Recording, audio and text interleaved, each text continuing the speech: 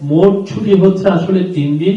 11ই ফেব্রুয়ারি বুধবার একটা প্রস্তাব ছিল যে যাতে সাধারণ ছুটি ঘোষণা করা হয়। তো কারণ একটা খুব নির্বাচনের আগের দিন, এর ফলে যেটা হবে যে যারা অনেকে ঢাকায় বা বিভিন্ন ইন্ডাস্ট্রিয়াল টাউনে আছেন বা বিভিন্ন বড় শহরে আছেন, তারা তাদের গ্রামের বাড়িতে যেখানে ভোটার সেখানে ভোট দিতে পারবেন এবং এক্ষেত্রে ল অ্যান্ড অর্ডার যে ম্যানেজমেন্টটাও অনেকটা বেটার করা যাবে।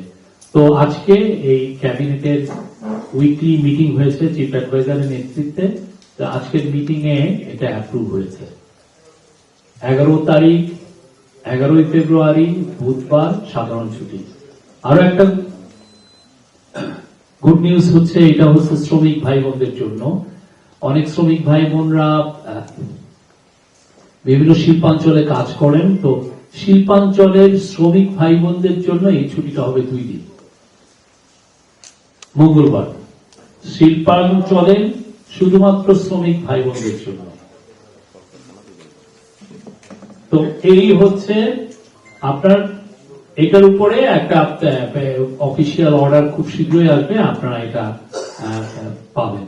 তো আমি বলছি তাহলে মোট ছুটি হচ্ছে আসলে 3 দিন।